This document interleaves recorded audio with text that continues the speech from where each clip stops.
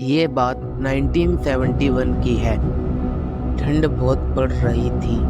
ऐसे में रोजर और कैलोरीन अपनी 6 बेटियों को लेके रोड साइड फार्म हाउस पर आ चुके थे। मगर शायद यही उनकी सबसे बड़ी गलती थी। उस फार्म हाउस को 1765 में बनाया गया था। वह 200 एकड़ में फैला हुआ था।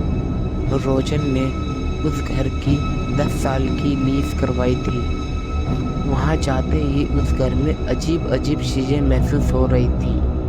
उनकी बेटियों के खिलौने एक जगह से दूसरी जगह अचानक चले जाते थे।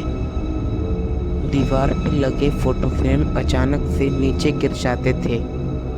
देर रात में कैलोरीन को अचानक से किसी की रोने और चीखने की आवाज आने लगती थी। एक बार जब उनकी सबसे छोटी बेटी खेल रही थी तो कैलोरीन ने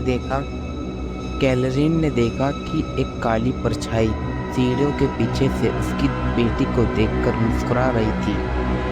उसकी गर्दन एक तरफ से इस तरह मुड़ी हुई थी कि मरोड़कर किसी ने तोड़ दी हो। उस परछाई की आंखें एकदम खुली हुई थी और उसके चेहरे पे एक बड़ी सी मुस्कान थी। मगर उसकी बेटी को बिना कोई नुकसान पहुंचाए बस उसे देखे जा रही थी। ऐसा उस घर में बार बार होने लगा। कैलोरीन कई बार अपने बच्चों के ठीक पीछे उसे खड़ा पाती। एक रात कैलोरीन ने ये सारी बातें रोजर को बताई। रोजर कहता है कि मैं भी इस घर में कुछ अजीब सा महसूस कर रहा हूँ। कैलोरीन ने कहा बच्चों के लिए बहुत फिक्र हो रही है। उन्होंने डिसाइड किया कि बच्चों को कुछ दिन के लिए घर से दूर भेज देंगे।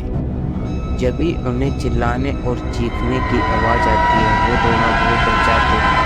वो दोनों डर के मारे दिन रात करते हैं। रात के बाद कैलोरीन पर क्या असर आया कि उसकी हालत बस से बदतर होती चली गई। कैलोरीन को लगने लगा कि उसे हर बार कोई सुन छुपा रहा है। रोज रात उसके कानों में आत्मा की आवाज गूंजती। वो आत्मा उससे उसके पीछे न होती।